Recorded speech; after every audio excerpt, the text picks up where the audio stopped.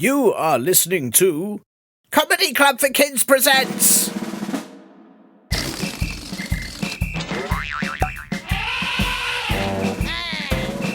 Radio Nonsense, Radio Nonsense, Radio Nonsense, Radio Nonsense, Radio Nonsense. Hello and welcome to Radio Nonsense, the official Comedy Club for Kids podcast that's suitable for all ages from 2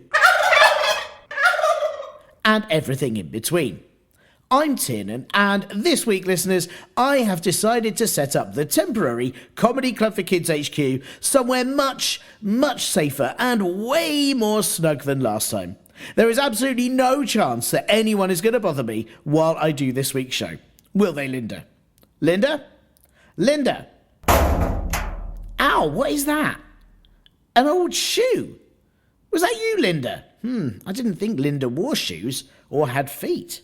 Does she? Who is she? Maybe she is an old shoe.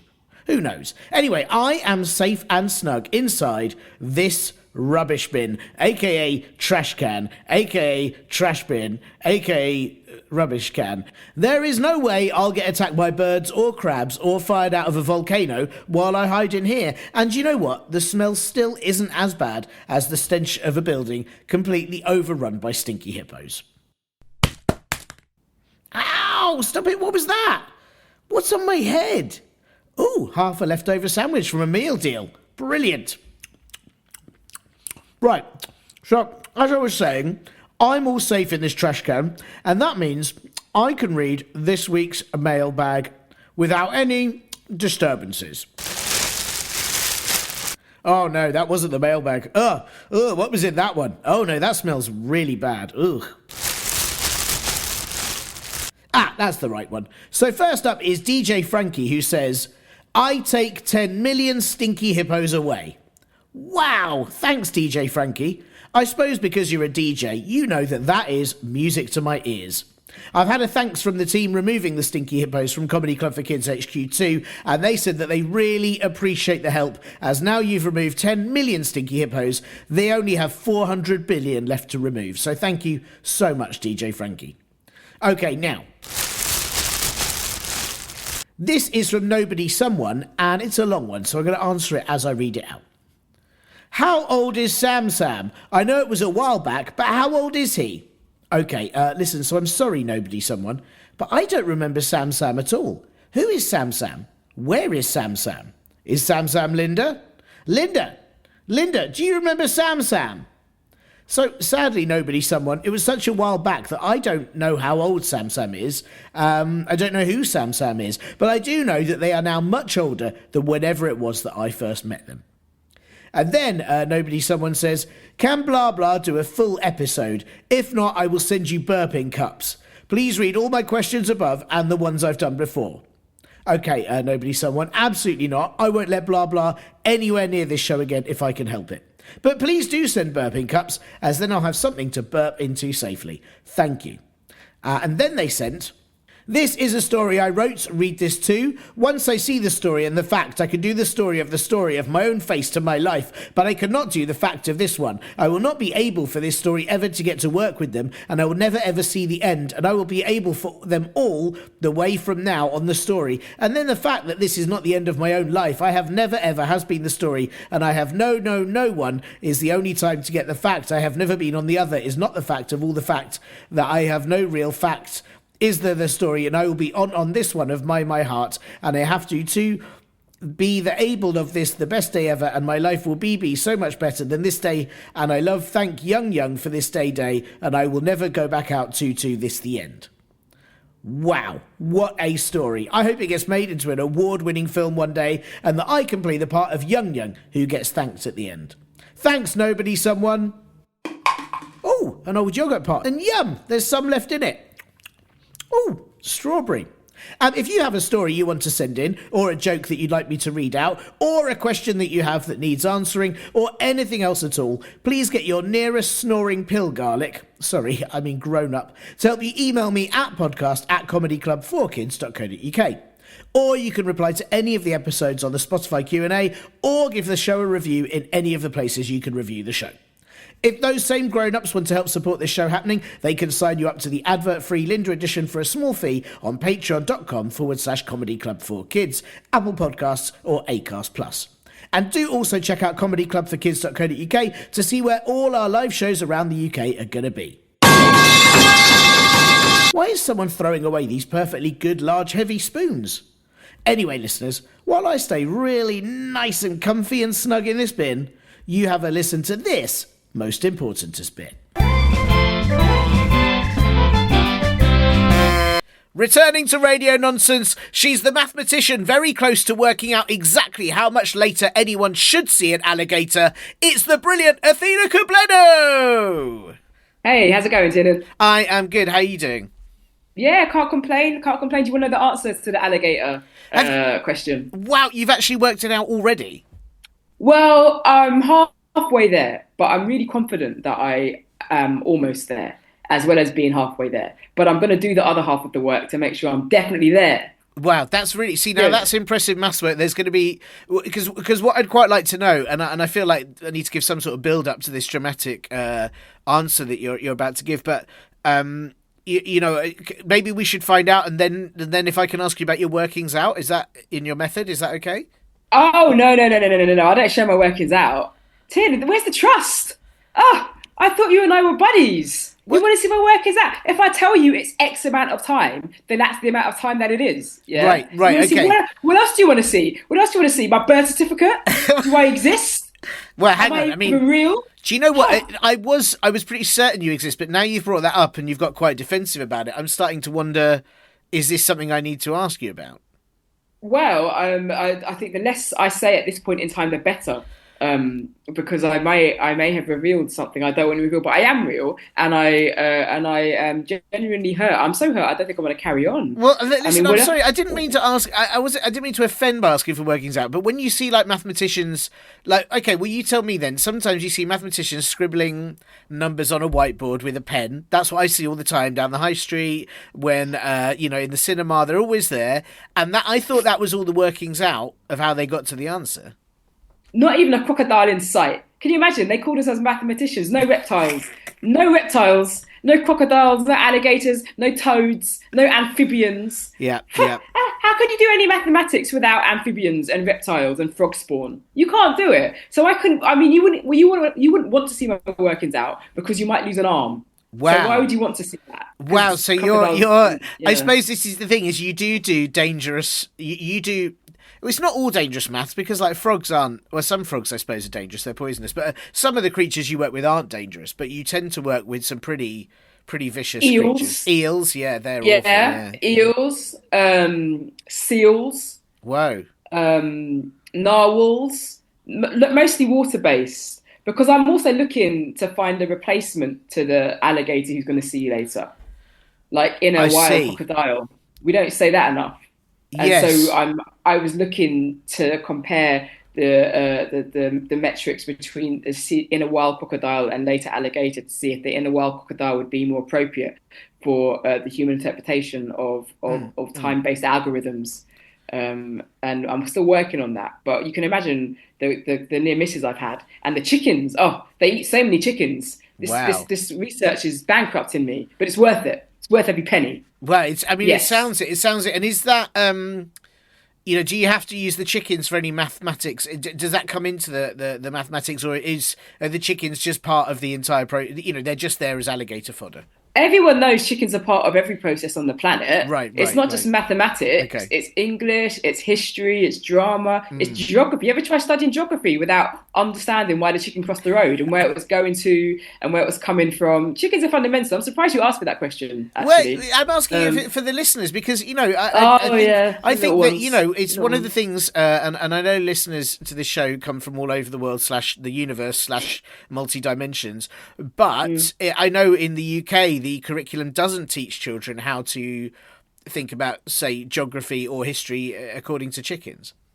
Yeah, they don't, and that's why we're so low in the league tables for geography. Because there's not really enough chicken-based geography work which is scandalous. I obviously started a petition and a campaign to get more chickens in the classroom, so we can watch their behaviour and understand the difference between north, east, south, and west, and obviously how a compass works. Compasses always point to the nearest chicken because they're magnetic. Yes, and they are. So yes. if you're lost, what you need is a chicken, so your compass will work. Things like that, people just don't know.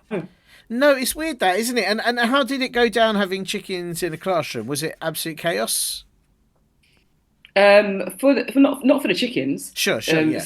They were just wandering around having a great time. The trick to having chickens in the classroom and not making it chaos is to keep the grain away from the children. Yes. Otherwise, the chickens pick at the children. Right. So you've got to keep the grain in the corner, so they just stay in the corner, and obviously no magnets because they're magnetic. Because then they just stick to things, that's very problem. There have been a lot of issues, haven't there, of just hundreds of chickens being stuck to like construction magnets in sort of car factories, and you just can't remove them. Every time I open a fridge, a chicken just goes and just like slams into the magnetic bit of the fridge. And that's always unfortunate for the chicken and the fridge. Really, they weren't designed for feathery foul play. No, and it's also, I think, again, the things that we're not teaching kids, which is unfortunate, but actually there are chicken repellent systems all over the world to stop chickens being caught by the simple magnets in your day-to-day life. They might, I don't know, they might have a fridge magnet in their home and they're thinking, well, why isn't the chicken stuck to that? But they don't know there will be a chicken repellent system somewhere along their road. It's a spray. It's a spray, isn't it? And that you spray them, and it means that chickens can live with dignity. They can live the ordinary lives that they deserve to live, unless, of course, they are compass chickens that are needed to make sure the compasses work, so we know where we're going. Yeah, but those are specialists. Those chickens have made a sacrifice, and we appreciate and respect them for doing that for us. But otherwise, and then there's the chickens in geography lessons to teach you about geography. Yes. When they're always doing that thing with their head, they're pointing in the direction of where you want to go. Have you ever seen a plane cockpit full of chickens? All right, wow. That's the that's the navigational system. Right, because it stands for cockerel pit, doesn't it? Is that right? That's exactly. It's short. We abbreviated it, but it does stand for cockerel pit, and it's because the chickens tell the plane driver which way to go. Wow, that's fascinating. I have to say that, and my knowledge of this is limited compared to yours, because I know, again, you're a specialist in the field, in an actual field full of chickens. But I do like the history chickens, particularly because I think they're often dressed in more interesting costumes. The chickens of the past wore little ruffs, little suits of armour. And I think that's a much nicer way to learn history, based on how caveman chicken. We've got a caveman chicken with a club. And a little kind of leopard skin thing. Yes. Caveman chicken. We've got all kinds of chickens. Really, we've got Roman chicken. Yes. Roman chicken's good. Yeah. Pharaoh chicken. Just really brings history to life in an incredibly accurate way. I was watching some historical dramas the other day, and I was like, you know what? Where are the chickens? Why waste time making historical dramas without a cast full of chickens with swords in this? Like, you can get little suits of armours for chickens. Yeah, I think that's appropriate. It is, and I think it's very sad that chickens have been erased from history in that way. And I also think that it's key, probably something to mention again for safety purposes. Nobody listening to the show should question how a caveman chicken holds a club. Don't think about it. You're not allowed to think about it. If you think about it too much, bad things will happen. I think generally we should discourage people from thinking. It's sort of overrated. Yes. It's generally overrated. And this would be a good example of why you don't want to be thinking too much. It's a caveman chicken. Live with it. Yes, that's fair. Accept it. But you think for a living, don't you? Or are you very careful about how and when you think? Have you got certain times when you don't think at all? Oh yeah, I have to do that. I have a little timer, and every time I think, I press the timer, and I'm limited to sort of 32 minutes of thinking a day. So I've got to make sure I don't reach 30. So I've got to do all of my crocodile and alligator research within the allotted 32 minutes of thinking time. Wow. If I don't, thinking time is not something you want to use too much of, because you need to not think. Because if you don't think, then that's a good thing. But if you do think, then you'll realise most things don't make sense. Who wants to live in that reality? Yes. So at the same time, because it's my job to think, I have to do it for 32 minutes a day. But guess what? If it's not your job to think, you don't got to think at all. Wow. Lucky you. Wow. Yeah. I mean, that's it, isn't it? That's the dream job, being something like Prime Minister or President or something like that. And you don't have to think at all because other people do it for you. You switch your brain off, Yeah. or you never switch it back on again. The default position is for it to go like be in the off switch. And when it is in the off switch, you can truly enjoy the sight of a caveman chicken. Wow. That's the dream. That's the dream, and that's I hope you get there. I hope I get there. I mean, to be fair, you're probably already there. I mean, I do need to circle back though, because we did mention earlier that you have, or you think you have, discovered exactly how much later someone should see an alligator, and you were, I think, prepared to tell us. Is that still okay to reveal the answer? Do you want the big reveal? I would love the big reveal. I would love the big reveal. Okay. Yeah. The answer to how much later it should be when you are seeing someone later in the fashion of an alligator, it's in a min dolphin. Wow.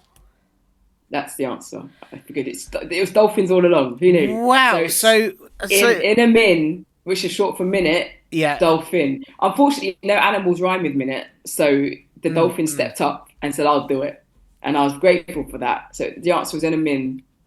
Dolphin. That's very good, and then I mean, and that's quite incredible, because now we know when people say "see you later, alligator," they know that they will be seeing that person, or they should at least be attempting to see that person a minute later. In a min dolphin, but with a dolphin, and that offsets the alligator, does it? Oh yeah, you have to cancel. If anyone knows anything about equations, all equations must be balanced, right? Yeah, there's an equal sign in the middle of every equation on the planet, and you've got to balance your equations, okay? And a crocodile matches, which is not an alligator. Yeah. But so let's say it is an alligator on one side, which I'm sure I've been very clear here. So just to be clear, it's an alligator. Yes. And then on the other side is a dolphin. Yes. And they cancel each other out. Wow. So it'll be in a min dolphin, because they're both, dolphins aren't amphibious, but they might as well be, because they breathe outside of water. Yeah. And they help water. Rescue people from difficult situations, and they do flips, and they do funny sounds. They've got all their qualities. Cute. Yeah, they're like nice crocodiles. They're a little bit. I can't lie to you. They're a little bit fighty. They're a little bit fighty, but dolphins are like what crocodiles would be if crocodiles were a bit more chill, and that's why it's in a min dolphin in a wild crocodile. I hope this is making sense. I think I'm being really clear here. But, you're being very clear, very clear, and I think part of it as well is worth thinking about. I do wonder if is it alligators? Maybe I'm confusing them. One of them, they don't clean their teeth because their teeth just fall out and regrow, so they're always teething. And I think that would make me angry, or I would be fighty all the time. Well, you know what? Absolutely right. If you're constantly teething and there's no Bonjela, because it comes in tight. Bonjela is this product that makes your gums feel numb. Yes. And it comes in tiny little tubes, and if you've got tiny little crocodile legs, you can't you can't get the very hard. It's very, very difficult. And then you've got loads of teeth, so then you have to keep using more tubes of it. And sometimes you want really good thing to do is to put something in the freezer and then like put it in your mouth, and that makes your gums numb. That's clever. That's clever. But then, and imagine every time you go to a freezer, there's a chicken there that's been stuck to it because of the magnet on the freezer. It's still headache. And then you want to eat the chicken, but you can't because you've got toothache because you're teething constantly. It's awful. I wouldn't swap places with an alligator. I'll tell you that for nothing. No, and you've got to think about what food would actually work if it was frozen. The size of an alligator's mouth, it'd have to be a very long frozen baguette, and then you've got to fit that in the fridge, which you can't get to because of the chicken. I mean, it's a complicated and an awful life. Actually, they live awful lives. What you need is a straw. Yeah, and then you could suck animals up. You'd have to make a chicken smoothie and then suck them up through a straw. But then how would they? But then they've got to use the smoothie maker with their little crocodile arms, and it's like I said, I wouldn't swap places with a crocodile. No. But as you've said now, we don't need to. As long as you've got a dolphin with you, you can just cancel out. And then you will be seeing that dolphin with someone else in a minute. Yeah. That's wonderful. And is there then, I presume, something that you I know you're looking into the inner wild crocodile issue. Is there further and deeper maths and I say this with no real understanding of what quantum physics means and all those micro analysis and all those things. But is there then deeper analysis about exactly how many seconds in a min a dolphin is is there further levels of study there? Yeah. So there's loads of theories that people have put actually and proposed towards what it means to be in a min dolphin. And I mean, would you like to hear one of these theories? I mean, I would love to. Yes. I mean, I should say I know we've asked you to answer a very important question, but I think it's necessary to hear the answer to this or this question as well before we get to that. Right. Yeah. So.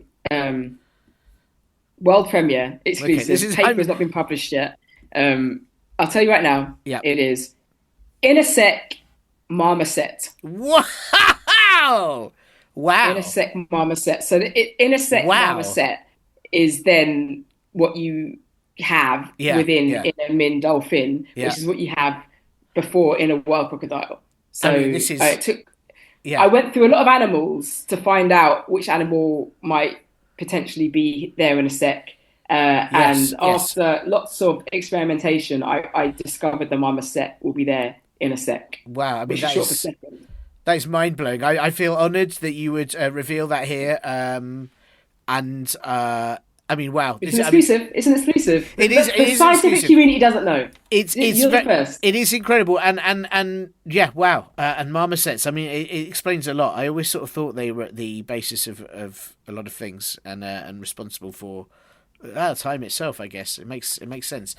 Wow. Well, listen, thank you for that revelation. And listen, it's so nice to have you back on the show. And I appreciate that we've used up several minutes of your thinking time already. So I know we've several dolphins of my. Yes, sorry. Several dolphins of your. Yes, I'm so sorry. You're correct. Yes. You're correct. I'm so sorry. Well, listen, I want to get to. We've got a couple of admin questions, and then we've got a question that I need you to answer. So let's rattle through this admin, which you've done. You've done this before. You know the drill, and other power tools, because you're very knowledgeable. But the first of these questions, actually, we've gone back to an old question due to popular demand, and I think it's because our listeners to the show really are of every possible age that you can imagine, Bronze Age, all the way to 4,003 years old. And they just want to know this show is going to be safe for them. So I just want to check if there's any rude words that you won't be saying while we chat. Yeah, I will not be saying pomposity. Whew. Okay. Wow. I won't say pomposity today. Wow. Wow. Yes. I'll be saying pomposity as minimally as possible throughout the duration of our conversation. For me, that word is very upsetting, obviously, but it's particularly it's the p. It's got some real p sounds. It like poop, it's because pompous sounds like it should be a naughty word, and that's why it is. Like, you're a pompous. Yeah. What's a pompous? I don't know. You're just one. Yeah. So I prefer people not to use any words associated with pompous, pomposity, pompous. Pompopestual, all those words, but I won't say pomposity ever again. Can I ask how you feel about pamplemousse? Pamplemousse sounds a lot like pompous. There's generally something about the p sound that all words beginning with p shouldn't really exist. Yes, that's fair. So possums as well. Yeah, possum, package. Yeah. Potato. Oh, wow. That's controversial. Yeah. Okay. Yeah. Phoebe. Oh, okay. You even go for the first sound purrs. Yeah, plasticine. Yeah. All of them. Fair. I mean, today pomposity is one that is the word that I'm not going to use anymore. That's fair. And I mean, if you're against the words with P in it, and it has, of course, got two of those big P sound in it. I think, and I mean, in fact, you have to say big P sound. It sounds like you're making the sound you make when you go for a P. So it's clearly not. For a big P, yeah, and I'm not going for a big P. Yeah, no, it's already rude. It's well, I mean, the sound that I make when I go for a big P isn't P. It's Yeah, which is weird, isn't it? It should be called yeah, going for a going for a sh. sh. Yeah, Yeah, yeah. It sound, we yeah. should do something about that. We should. We should. And also, it's a bit more discreet, isn't it? Rather than I'm going for a P, I'm going for a sh, and then like nobody can ask about it. Yeah, and no one can ask about it, but why would they need to ask? Because you've been accurate with the way you described it. Whereas if Yeah. you say I'm going for a P, people will then ask, well, what does that mean? Yes. Are you going for a pomposity? Yes. Um, Well, and there's the added bonus if kids in class have to ask to go for a P, they get to tell their teacher to shush because they can go like, "Sir, Miss, I I need to go for a shush," and that's quite a Yeah, win. Yeah, exactly. that's quite And a that win. is so you can have a we, and you can also and you can also fulfill your fantasy of telling a grown up what to do. Yeah, So yeah. I'll be saying shh from now on. That's wonderful. And may I say, it's very unpompous of you to say that you won't be saying pomposity. Yeah, no, and I appreciate that.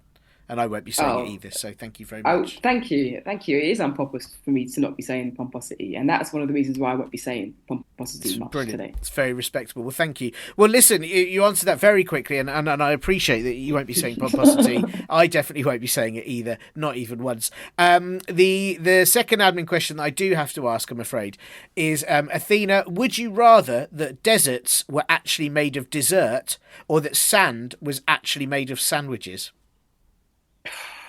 I think about this question almost every day, I knew you and did, I yeah. always and I always come up with the same answer. It Right. depends on the dessert. It depends on the sandwich. Now, if a dessert was made up of cheesecake, well, I'm not sure I'd like that because cheesecake is cheese, Yeah. and deserts are hot, so that would be Yes. very stinky, Yes, it right? would, Like a yeah. cheesecake in Yeah. the desert.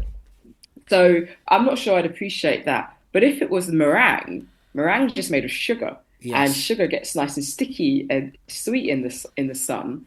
So I wouldn't mind if the desert was made of meringue. However, when it comes to, I love a sandwich. I'm only human. Don't judge me, but there are things I've done for a sandwich that I don't think I'm prepared to confess to on this podcast. Wow, You know, wow. if it was a cheese sandwich, and I think I would like that too, because that's just the classic, really, isn't it? Classic sandwich, And yeah. then peanut butter as well. I like a peanut butter and jam sandwich too. And when I considered, a meringue dessert compared with a peanut butter and jam sandwich, it was really hard for me to decide. It was almost like trying to decide between which eye I like the best, my left eye or my right eye. Very hard They choice. both have pros and cons to each, and I love them both Yes. dearly. Yeah. Which nostril is my favorite nostril? Well, my Hard left choice. nostril can fit one finger, but my right nostril can fit another finger, and it's like a case of which is my favorite one to stick my finger up, really. Yeah. And it's so hard to decide. But I thought long and hard about this, and I think long and hard about it every day. And I do think I'd like a desert made of meringue. Wow, that's a big answer, and I respect how much thought you put into that. And I did know, I'm not going to lie, I know that this question's come up for you before. I thought I'd ask you something you were comfortable with. I do think that there's so many elements to think about. Part of for me is if sand was actually sandwiches, then all the sandwiches when the sea came in, they just go soggy, and a soggy sandwich is awful, and no one wants Oh, that. And I think that then definitely puts me onto the preference of a desert. Actually, there's quite a lot of desserts I wouldn't mind a desert. Bread and butter pudding I'd be happy about. Brownies, that would be great. But crossing them on a camel would be equally as hard as sand, probably. So it's yeah, custard. Custard's custard. good. Custard is a non-Newtonian fluid. Did you know that? I didn't know that. No, Yeah, no. basically it's a fluid that takes on the behaviors of a solid under pressure. So that means if you filled up a swimming pool full of custard, you could walk on the swimming pool because your weight, as it was pressed down on the custard, would turn that area of custard that bears your weight solid. So if the desert was made of custard, because it's a non-Newtonian fluid, you could actually function normally You could in that environment. cross the custard desert on Yeah. a camel. And do you know that the nice benefit of that as well is people who've drawn deserts on maps and they've sort of drawn them in yellowy for the sand, they wouldn't have Yeah, to oh, change it. they Yeah, know that it could easily be a custard. yeah, yeah, Like yeah. they know, but are you suggesting that the map makers didn't know about non-Newtonian fluids? Everyone knows about them. Okay, I, that's why the yeah, deserts are coloured in yellow because yeah. they know, oh, this is sand. It could be custard I because non-Newtonian fluids they take on the properties of solids when pressure is put on them. sure. Another non-Newtonian fluid, ketchup. Oh wow, wow. But if they coloured the deserts in red, That Yeah. would just look really weird. It would look weird. It would Yeah. look- yeah. Yeah. So but that's why they colour Mars in red, because they know Mars could be ketchup. Yes, that makes sense. That makes sense. Do you know, I didn't know that. And again, it's because I haven't really studied maps using chickens, and that's probably my bad. I blame the school system. I blame the school system. So, We're going to have to. There's no ketchup, there's no custard, there's no chickens. No money for those things, by the way. no, it's very expensive. But no, still no excuse. Still no excuse. You're right. You're right, and I'm very sorry to all the map makers and indeed chickens out there, and custard makers and ketchup makers. Well, listen, thank you for answering that very tricky question. This is why we've called you in, though. This is the reason you're on the show.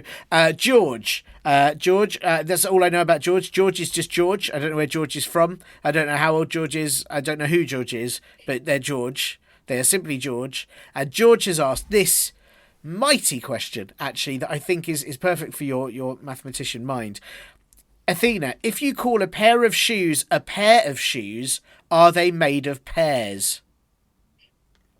The answer is yes. Wow. Okay. And that is, there were very complex reasons behind this. I'd have to explain physics and, Sure. the multiverse and all these things. It's far too complex to go to. We don't have enough time.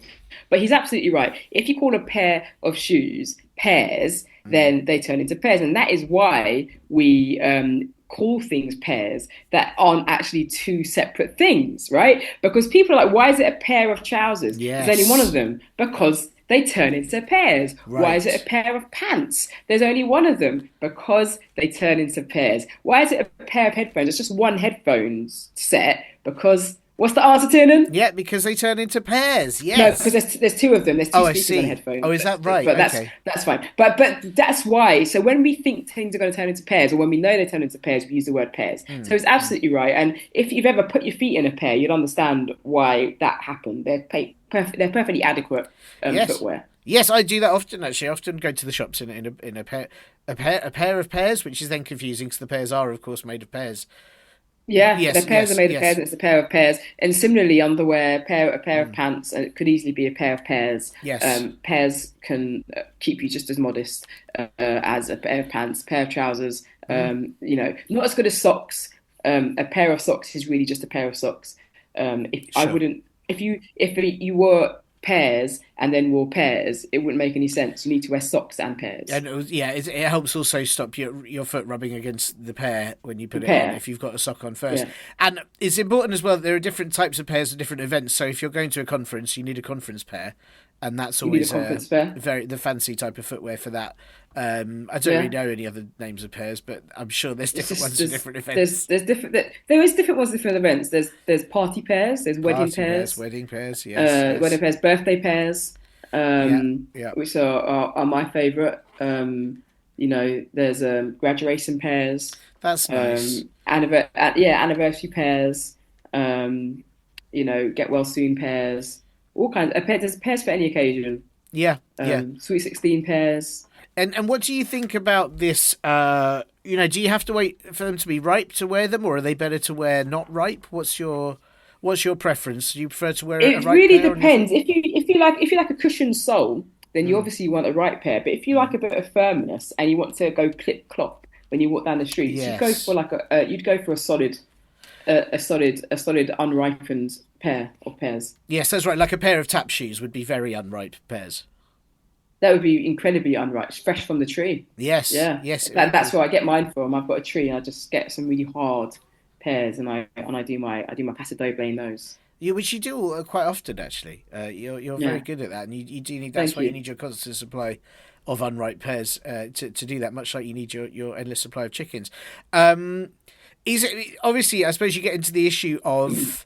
You've got your pair of shoes that become pairs, but you've got your pair of pants and your pair of trousers that become pairs. And maybe if it's cold, you need a pair of gloves that become pairs. So you're wearing your pair of earphones. I mean, people are in need of a lot of pairs. And how will the world keep up with this pair supply?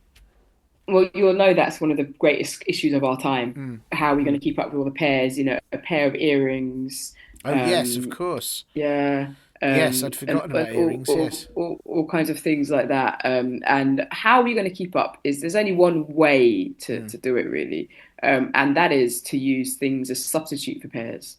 I think we have to expand what becomes a pair of pairs, if that makes sense. So, for Yes. example, a pair of shoes turns into pears, but what if a pair of shoes could turn into satsumas, for example? Like, there's no Wow. actual real physical law that doesn't allow for that.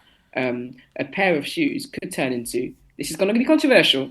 You're not going to like it, but most things aren't liked when they first are suggested, and then people come around. Sure, sure. Bananas. Bananas. I'm going to say it. Whoa, Bananas. whoa. Yeah. Yeah. Whoa, hang on though. Won't they be slippery? No. Okay. Yes. Yes. Okay. Right. I mean, that's I said it'd be controversial, Yes. Tiernan. Yeah. Okay. Well, that's my worry. But I'm a radical. I know Okay, I you are. always have been, Yes. Yeah, I and know. people have said she's too radical. Stop her and her nonsense.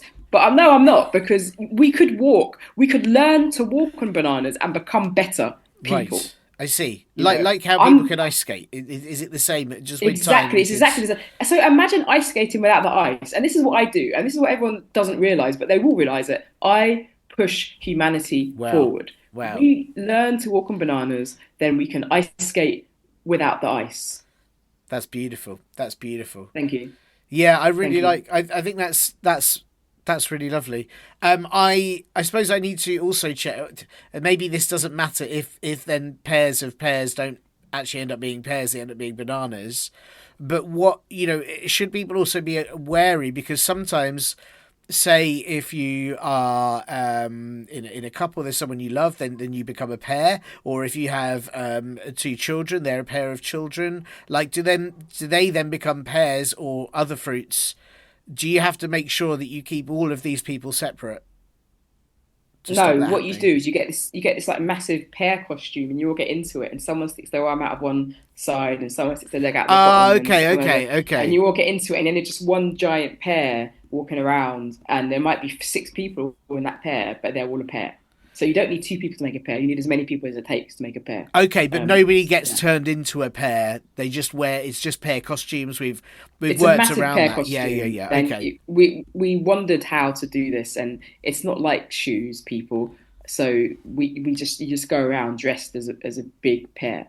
Right, right, okay. Which is, I mean, that's great fun, and I'm really up for that. My fear was that 1 second you've got, for example, you and a friend, and then a witch comes along, curses you, you turn into two pairs, and no one wants to live life as a pair. No, well, they do actually. Lots of people do, and I think lots of people have heard you say that and feel a bit upset because Right, most people aspire to be pear shaped. right, but then you end up being on someone's foot or as someone's pair of pants. Well, it takes practice, and I think you can see who is a newly formed pair, and who are the really experienced pairs. Right, And the really okay. experienced pairs are walking around in their giant pairs, and they're navigating the world. They're getting onto buses. They're running. They're running the country. They're teaching. They're doing ordinary things, living ordinary Sure, lives. sure. And the people who are, and you can tell, are new pairs are stumbling a bit, and they need help crossing the roads. And I think it's really incumbent upon the more experienced pairs to help the less experienced pairs. I So, see. and you know what they say, like a rising tide brings everyone up or something. Well, Right, a right. rising, all the pairs can help the other pairs be the pairs they deserve to be. Wow, that's great. So you've just got to find your pair and pair up with them to teach them how to be the best Yes, pair. yes, precisely. Wow, that's beautiful. That's beautiful. Well, listen, I hope. I mean, for all we know, George already is a pair. Or Or walking on pairs, yeah. or wearing pairs, and good for him. And he sounds like an experienced Mm. person who would be able to help a new pair come into their own in their pair life. Well, I hope so. I hope so. Good luck to you, George. Good luck to your pair. Yeah, great Your question. pair life and the pair that you pair up with. Wow. Well, look, listen, we went deep today. I knew this was going to be a scientific episode, but I'm always surprised and impressed with quite how scientific things get with you, Athena. So thank you so much for sharing My all of pleasure. that. My Yeah. pleasure. And I've got to ask, obviously you said you've got to deal with, you've dealt with alligators, you've dealt with dolphins, you've dealt with marmosets. It's crocodiles, I believe. Next, have you got a further plan in the next few months, years of exactly what you're going to be tackling? I do have lots on my plate with regards to the time conundrum. And yes, the next question is going to be: is the crocodile going to be seen in a while, or is it already in the Nile? Wow. Wow, that's which is more than 17 miles. Crikey. Okay, that's big. That's a long question. I wish you the best of luck with that. And listen, I'm very aware as well that you probably should have turned your brain off about 4 or 5 minutes ago and stopped thinking. Oh, so, yeah. Good luck, and I hope we haven't caused any long-lasting damage by making you overthink. I'm so sorry. I'll make up for it tomorrow. So whatever I've gone over today, I will make up for tomorrow, and I won't think for that period of time tomorrow. Fantastic. We'll have a brilliant day of not thinking about anything, and hopefully we'll see you soon. Pomposity. How dare you? Thanks so much to Athena for having time to chat all about alligators and, of course, answer George's question about pears and shoes. Athena has a brilliant children's book out right now called History's Most Epic Fibs, all about the biggest lies in history, and it is very fun and full of really excellent history facts. I will pop a link to it in the podcast blurb. And of course, as many of you know, I co-host another podcast with Athena called Bust or Trust, a kids mystery podcast, and you can hear an advert for that right about now.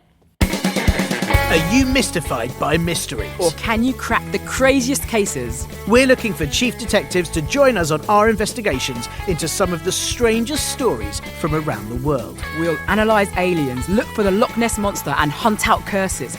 We'll present you with the best evidence and the most interesting facts. And then it'll be up to you to decide and tell us what you think. Will you be a mythbuster like me? Or a myth truster like me? If you want to be our chief detective, join us on Bust or Trust, a kids mystery podcast. Every week on Apple Podcasts, Spotify, Amazon Music and all other places you listen to podcasts. Yeah, so check that out. George, I do hope you liked your answer, but if not, why not send any complaints you have inside a pear and then I'll eat it, or worse, wear it as a shoe and never actually read it. Don't forget that if you have a story you want to send in, or a joke that you'd like me to read out, or a question you have that needs answering, or anything else at all that you can think of, please get your nearest snoring pill garlic, sorry, I mean grown up, to help you email me at podcast@comedyclub4kids.co.uk. Or you can reply to any of the episodes on the Spotify Q&A, or give the show a review. And of course, if those grown-ups would like to help support this show actually being made, then they can sign you up to the advert-free Linda edition for a very small fee. And also, don't forget to check out comedyclubforkids.co.uk to see where all of our live shows are going to be. Great. Well, I have to say, I think this week's new location has definitely worked out. And maybe I'm going to move in here forever. Ow, a whole bin bag? Full of what? And another one? Okay, now it's getting pretty cramped in here. What is going on? It's been very quiet all week until today. What day is it? Oh yeah, Thursday. Oh, so strange. What is in that one? Oh, I'm so squished. Ah, good. That must be the sound of someone coming to help me out. Wait, where are you taking me at my new office? Help! I'm not rubbish, or at least this podcast isn't. Bye!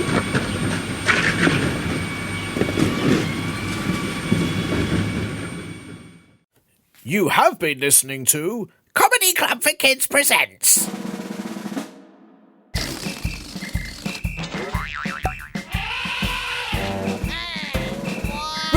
Radio nonsense, radio nonsense, radio nonsense, radio nonsense, radio nonsense. It's the end.